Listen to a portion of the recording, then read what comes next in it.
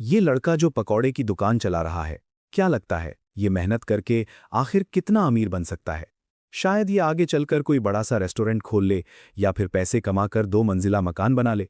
इससे ज्यादा क्या ही कर लेगा ये? आप भी शायद यही सोच रहे होंगे। लेकिन यही वो लड़का है जो आगे चलकर पूरे भारत का सबसे अमीर आदमी बना। नाम है धीरूभाई अंबानी। तो आखिर कैसे एक पकौड़े बेचने वाले इस गरीब लड़के ने 75,000 करोड़ रुपए के टर्नओवर वाली कंपनी बनाई? आज हम ये कहानी समझेंगे। हो सकता है ये थोड़ी लंबी हो, लेकिन अगर आप अंत तक बने रहे तो ये आपकी जिंदगी में बदलाव ला सकती है।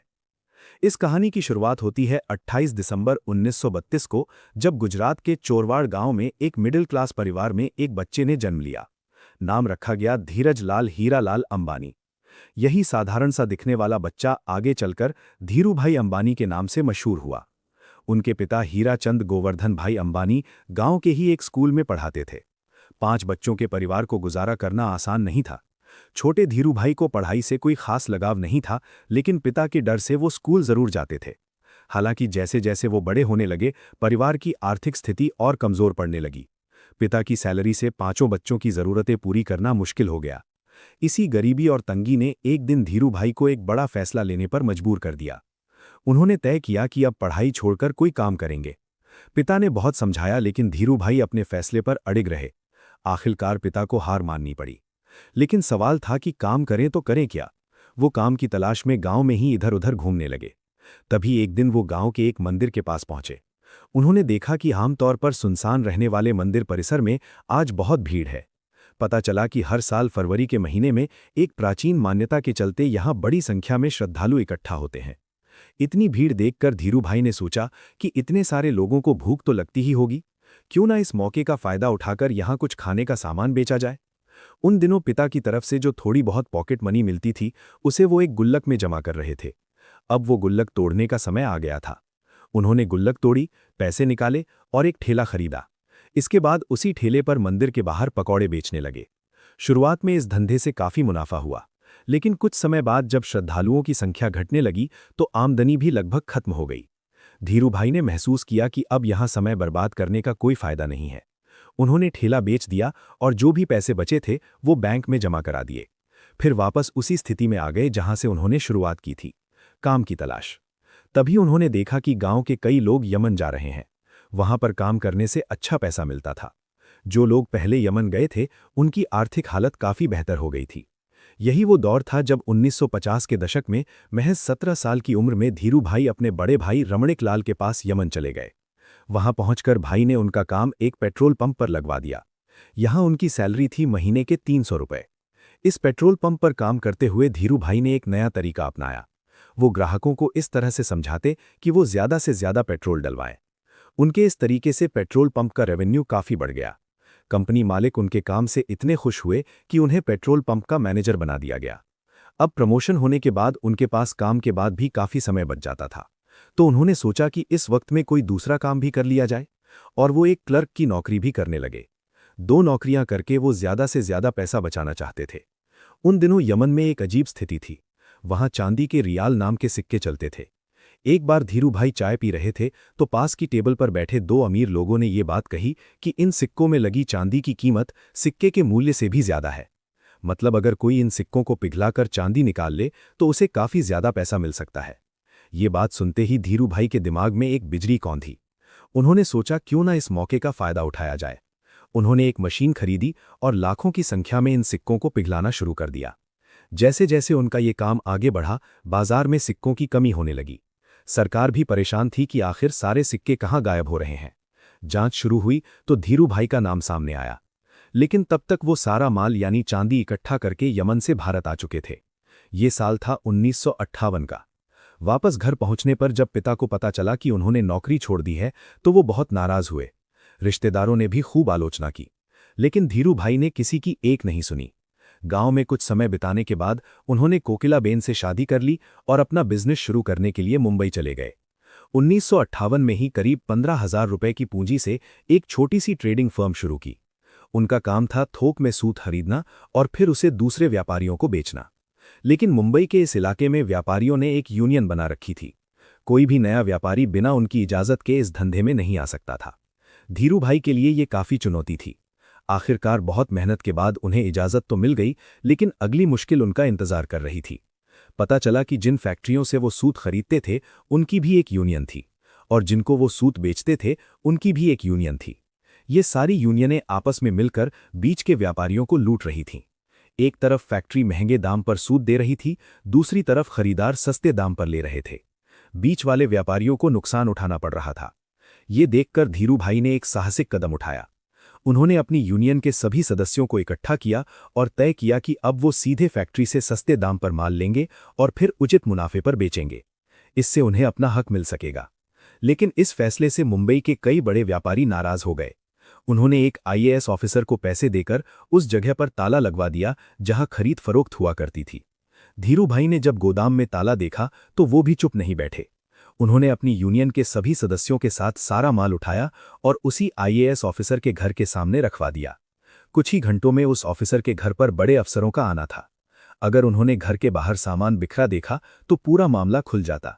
अपनी नौकरी बचाने के लिए उस आईएएस ऑफिसर ने कुछ ही मिनटों में ताला खुलवा दिया और धीरू भाई सहित सभी व्यापारियों का काम फिर से शुरू हो गया। कुछ सालों तक सब कुछ ठीक चलता रहा, लेकिन फिर उनके एक पार्टनर चंपकलाल दमानी के साथ मतभेद होने लगे। दोनों का बिजनेस देखने का नजरिया बिल्कुल अलग था। इसलिए 1965 में दोनों ने अलग होने का फैसला किया। ये अलगाव धीरू भाई के लिए एक नई शुरुआत साबित हुई। 1965 में उन्होंने गुजरात के नरोदा में अपनी खुद की टेक्सटाइल मिल शुरू की। यहां से उन्होंने कभी पीछे मुड़कर नहीं देखा।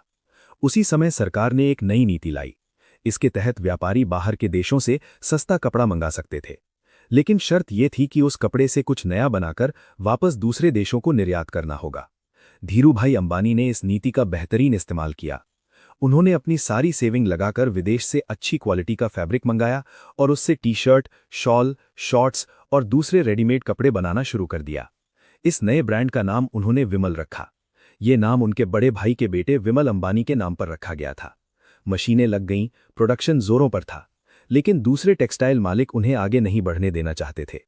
उन्होंने सभी रिटेलर्स से कह दिया था कि अगर किसी ने धीरू भाई अंबानी से माल खरीदा तो वो उन्हें आगे से अपना माल नहीं देंगे। ये एक बड़ी चाल थी, लेकिन धीरू भाई आसानी से हार मानने वालों में से नहीं थे। वो पूरे देश में घूमे, रिटेलर्स से मिले और उन्हें भरोसा दिलाया कि उनका नुकसान नहीं होगा। उन्होंने वादा किया कि इस धंधे में किसी को नुकसान हुआ तो वो खुद आएंगे और इसे पूरा करेंगे, और अगर मुनाफा हुआ तो उसे रिटेलर अपने पास रखें। ये बात थोक व्यापारियों को बहुत भा गई।